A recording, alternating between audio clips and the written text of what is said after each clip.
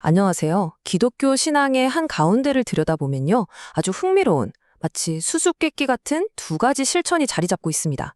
바로 세례와 성찬이죠. 이 두 가지를 합쳐서 우리가 성례라고 부르는데요. 오늘 이 시간에는 이 성례가 어떻게 단순한 종교의식을 넘어서 우리에게 의미 있는 보이는 메시지가 되는지 한번 파헤쳐보겠습니다. 생각해보면 좀 그렇죠. 물을 사용하고 또 빵이랑 포도주를 나눠 먹고 이런 행동들이 21세기를 사는 우리에게 대체 어떤 의미가 있을까요? 그냥 아주 오래된 전통이니까 그냥 따라하는 걸까요? 아니면 그 안에 우리가 미처 몰랐던 깊은 뜻이 숨어 있는 걸까요?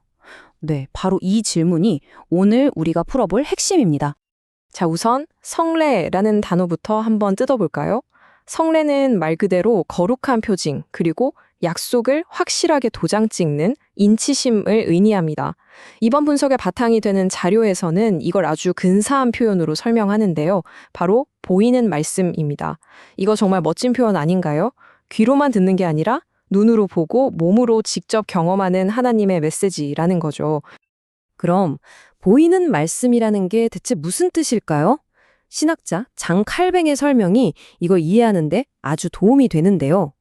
하나님은 우리가 때로 추상적인 진리를 잘 이해하지 못한다는 걸 아신대요. 그래서 우리의 눈높이에 맞춰서 일부러 눈에 보이고 손으로 만질 수 있는 방법들을 사용하신다는 겁니다. 보이지 않는 영적인 진리를 보이는 물질을 통해 우리에게 전달해 주시는 거죠. 성례를 제대로 이해하려면 이건 정말 꼭 알아야 하는 핵심 개념이 하나 있습니다.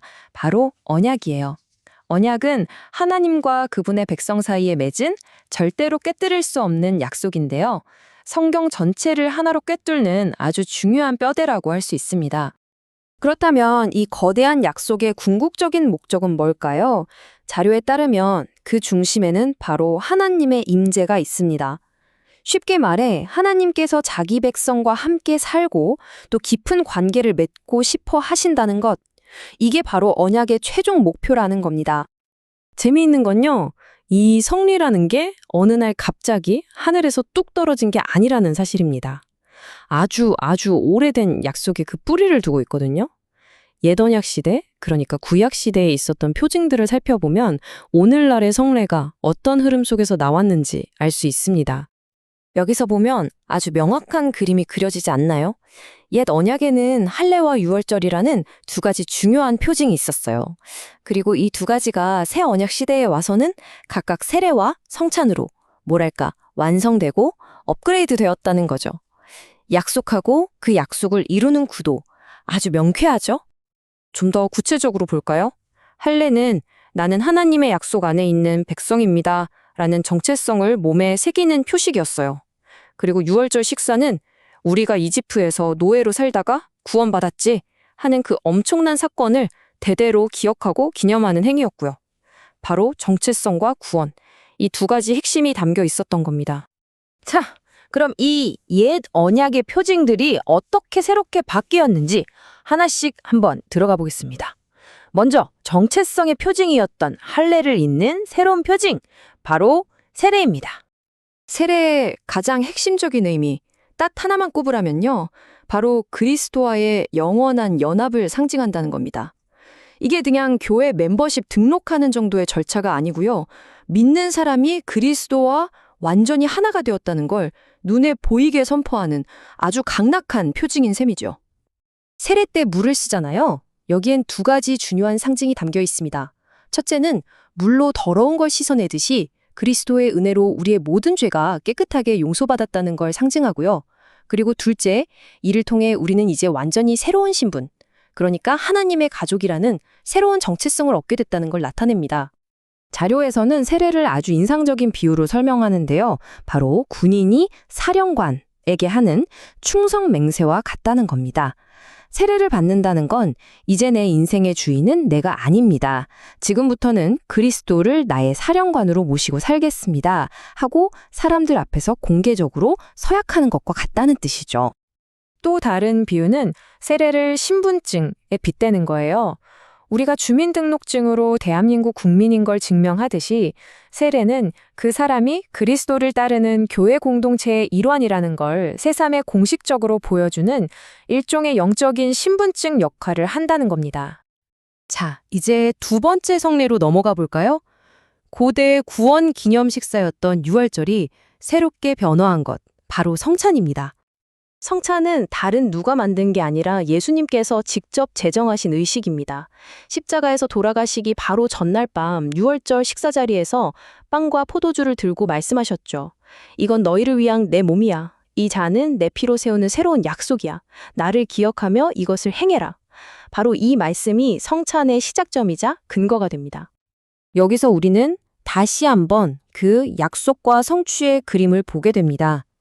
이스라엘 백성이 이집트라는 나라의 노예 상태에서 해방된 것을 기념하던 유월절 식사가 이제는 온 인류가 죄라는 더 근본적인 노예 상태에서 해방된 것을 기념하는 성찬으로 그 의미가 깊어지고 완성된 거죠. 근데 여기서 정말 중요한 포인트가 하나 있습니다. 성찬은 단순히 과거의 사건을 그랬었지 하고 기억만 하는 것 이상이라는 점이에요. 자료에서는 성찬을 통해 그리스도께서 영적으로 임재하신다고 설명합니다. 즉, 빵과 포도주를 나눌 때 믿는 사람들이 영적으로 그리스도를 만나고 그분의 은혜에 참여하게 되는 아주 신비로운 시간이라는 뜻입니다. 그렇다면 우리가 성찬에 참여할 때마다 무엇을 선포하는 걸까요? 첫째, 우리를 위해 십자가에서 모든 것을 내어주신 그리스도의 죽음을 선포합니다. 둘째, 그분의 피로 새로운 언약이 세워졌다는 사실을 선포하고요. 그리고 마지막으로 언젠가 그분께서 다시 오실 것이라는 미래의 소망을 선포하는 것입니다. 지금까지 성례의 역사적인 뿌리와 신학적인 의미를 쭉 살펴봤는데요. 그럼 이런 고대의 의식들이 21세기를 살아가는 우리에게는 과연 왜 여전히 중요할까요? 무슨 의미가 있을까요? 여기서 다시 신학자 장칼뱅의 통찰을 빌려보죠. 그는 성례의 목적이 우리의 믿음을 세워주는 것, 즉 우리에게 유익을 주기 위함이라고 말했습니다. 그러니까 성례는 억지로 지켜야 할 율법이나 숙제가 아니라 우리의 신앙 여정을 돕기 위해 주어진 은혜의 선물이라는 거죠. 그렇다면 성례가 주는 실질적인 유익은 뭘까요? 첫째, 성례는 그리스도와의 관계를 더욱 단단하게 만들어줍니다. 둘째, 살면서 의심이 들고 믿음이 흔들릴 때 우리가 누구에게 속해 있는지를 다시 한번 확인시켜주면서 우리에게 확신을 주고요. 마지막으로 공동체의 일원으로서 책임감을 갖고 신실하게 살아가도록 우리에게 동기를 부여합니다. 결론적으로 성례는 보이지 않는 우리의 믿음을 현실 세계에 꽉 붙잡아주는 보이는 닷과 같습니다. 개인의 신앙을 굳건하게 하고 공동체를 하나로 묶어주며 우리가 누구인지를 끊임없이 다시 기억하게 해주는 아주 강력하고도 실제적인 은혜의 통로인 셈입니다. 오늘 우리는 성례라는 보이는 말씀에 대해 깊이 탐구해 봤습니다. 이걸 꼭 종교적인 맥락을 떠나서 한번 생각해 보면 어떨까요? 여러분의 삶에는 어떤 의미 있는 상징이나 반복되는 실천이 있나요? 여러분의 정체성을 확인시켜주고 삶의 방향을 잡아주는 여러분만의 보이는 닷은 무엇인지 한번 성찰해 보는 것도 좋겠습니다.